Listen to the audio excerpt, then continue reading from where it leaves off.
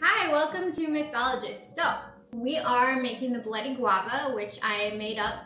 I'm going to make it first with non-alcoholic, zero-calorie ritual gin alternative, which I've got to say has really been good so far. We'll see how it holds up with the Bloody Guava. Honestly, it's been surprisingly good. Really smooth, really brings out the lemon flavors and the lemon juice. It's really good.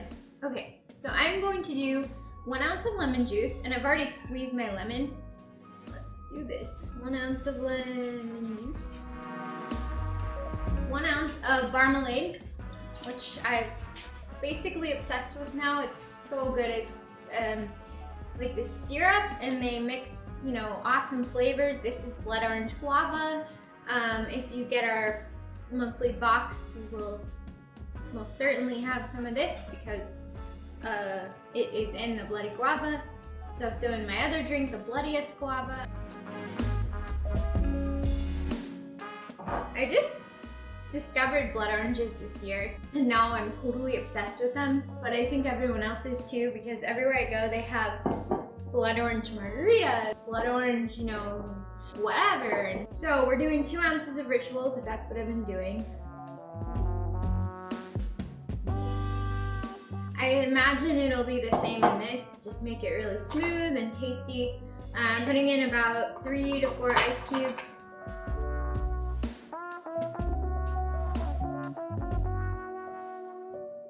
But in the other videos I have been taste testing, and I'm going to do that again. But this time I'll be eating a saltine in between because I do think that the ritual has been affecting the way the gin tastes, because the ritual keeps tasting better, and that just seems weird to me because I love gin drinks, but every time I have the gin drink I'm like, ugh. And so I'm gonna try and like cleanse my palate in between. But okay, I'm straining this.